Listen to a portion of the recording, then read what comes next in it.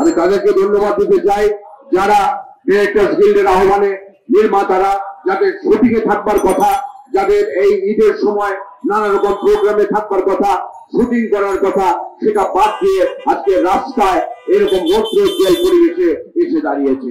আমাদের এই যে বর্তমান সমাজে যে বিষয়টা চলছে, এই বিষয়টা আমরা তীব্র নিন্দা এবং এর প্রতিরোধ দাবি করছি। কারণ আজকে সকালেও আমি যখন পত্রিকা বলেছি, সেখানে 5টির অধিক ধর্ষণের ঘটনা আমি নিজে পড়ে এসেছি সকালবেলায়। বাবা হিসাবে, মা হিসাবে আমাদের কি কর্তব্য? সন্তানের নিরাপত্তা রাষ্ট্র দিতে পারছে না, আমরা পারিবারিক ভাবে দিতে পারছি না।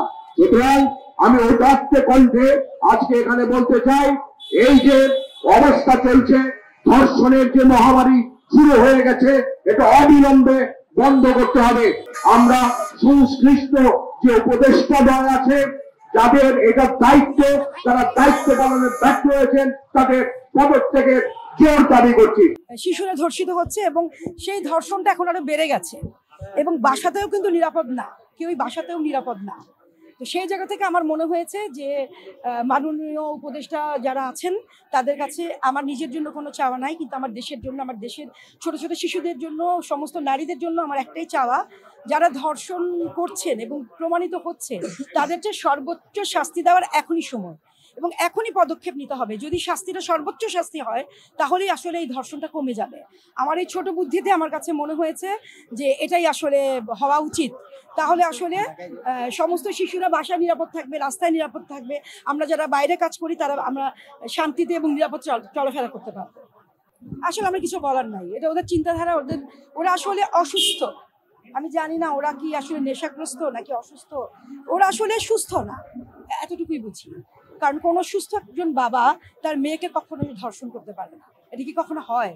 মানে এই জমানায় এসে 2025 সালে এগুলো দেখছি, এটা কি মানে হয়? এরকম আর একবার শুনেছিলাম 17-18 সালে এরকম একটা ঘটনা ঘটেছিল, তো অনেকদিন পর আবার এরকম ঘটনা ঘটছে। সো এটা আসলে সুস্থ চিন্তার মানুষরা কখনোই এরকম ভাবতে পারে না, করতে পারে না। That's it. এই জন্যই অবশ্যই যারা এরকম করছে তাদের অতি দ্রুত বিচার করতে হবে, মানে দেরি না করে অতি দ্রুত বিচার করতে হবে এবং সেটার সর্বোচ্চ শাস্তি দিতে হবে, সেটা অবশ্যই মৃত্যুদণ্ড।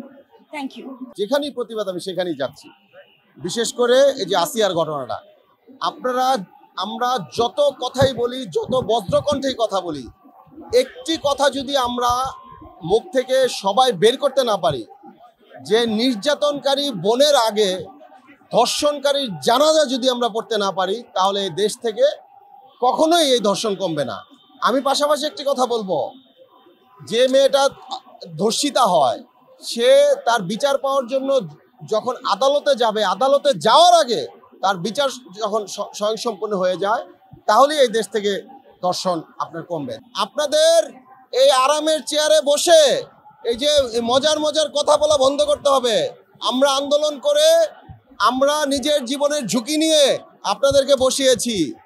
আমরা আমাদের যেই ভেরিফাইড ফেসবুক আইডিতে আমরা কিন্তু 5ই আগস্টের আগে আমরা যেভাবে আন্দোলন করেছি, যেভাবে ফেসবুক পোস্ট দিয়েছি, আমাদের অনেক শিল্পীরা, অনেক নির্মাতা আমাদের বলেছে তোমরা কিন্তু এই যে 70 লাখ 80 লাখ অনুদানের টাকা পাবেন। আমরা বলছি আমাদের দরকার নেই, আমরা স্বাধীন দেশ চাই। এখন রাষ্ট্র যদি ব্যর্থ না হতো আজকে এইসব হতো না। হয়তো আমাদের আইন শৃঙ্খলা পরিস্থিতি কোনো একটা কারণে অবনতি হয়েছে, বা রাষ্ট্র ব্যর্থ হয়েছে, বা রাষ্ট্রের যারা প্রশাসনের দায়িত্বে আছে তারা ব্যর্থ হয়েছে, সেই কারণে আজকে আমাদের দেশের অবস্থা। নাহলে মানে আমাদের দেশ যেই অবস্থায় ছিল, হঠাৎ করে কেন চুরি বেড়ে যাবে, কেন ধর্ষণ বেড়ে যাবে? কারণ আমরা 2 মাস 3 মাস আগেও এই ঘটনাগুলো দেখিনি। হঠাৎ করে এই জিনিসগুলো এত তীব্রতা কেন? এটা আসলে অবশ্যই আমি বলবো এখানে রাষ্ট্র ব্যর্থ। আসলে প্রত্যাশা তো আমরা কেউই করি না। এখন দেশকে মানে একটা মানে অরাজকর পরিস্থিতি বা অস্থিতিশীল পরিস্থিতি কেউ তৈরি করতে চাচ্ছে, নাকি দেশ মানে মানুষগুলো কোনো কারণে মানে খুব হিংস্র হয়ে গেছে, পিশাচ হয়ে গেছে, এটা আসলে বোঝা যাচ্ছে না। কিন্তু দেশের বর্তমান যে পরিস্থিতি, এটা আসলে আমাদের কারোই কাম্য না। আমি একজন নারী এবং একজন মা, এটা তো অস্বীকার করার কোনো উপায় নেই।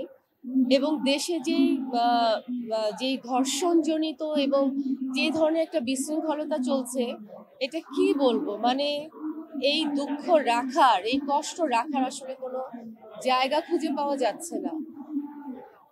তো আমি দেশের নাগরিক হিসাবে বলতে চাই, এটার একটা সুষ্ঠু বিচার হওয়া দরকার এবং আমরা এই বিচার দাবি করছি আমাদের শিল্পী সমাজ থেকে।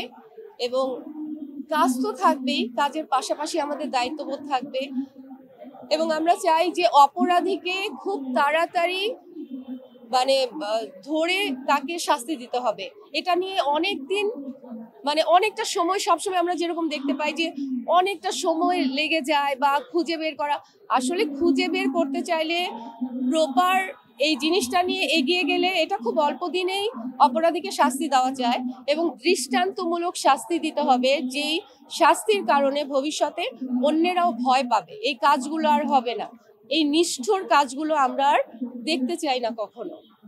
না, জিনিসটা কি, আইনি বিচার যদি হয়, আমরা যদি দেখি যে হ্যাঁ আইনি বিচার হয়েছে, আমরা সুষ্ঠু বিচার পেয়েছি, তাহলে ঠিক আছে, তাহলে কোনো সমস্যা নাই। কিন্তু সেই বিচারটা তো আমরা এ পর্যন্ত দেখি নাই যে কখনো সুষ্ঠুভাবে হয়েছে। যদি হতো তাহলে এই ঘটনাগুলো আর ঘটতো না। এই ঘটনাগুলো ঘটছে কেন? কারণ প্রপার বিচার আমরা পাচ্ছি না, আমরা দেখছি না। জিনিসটা হলো এটাই, বিচার যেভাবেই হোক না কেন, মানুষের হাতে হোক, আর অবশ্যই আইনের প্রতি আমরা অসীম অসীম অসীম শ্রদ্ধাশীল। আমরা তো প্রথমে চাবো যে আইনি বিচারই হবে, যখন হয় না তখন আমরা কি করব? বিচার তো হতে হবে। এই ঘটনাগুলো তো ঘটতে দেওয়া যাবে না, এগুলো তো আমরা মেনে নিব না দিনের পর দিন। তাহলে কিসের নারী দিবস, কিসের নারী এগিয়ে যাচ্ছে? আমি তো বলবো নারী 1% এগিয়ে যায় না। নারী দিবসের আগে একটা 8 বছরের মেয়েকে এইভাবে ধর্ষিত হতে হয়, তাহলে কিসের নারী দিবস? নারী দিবস কিসের পালিত হচ্ছে?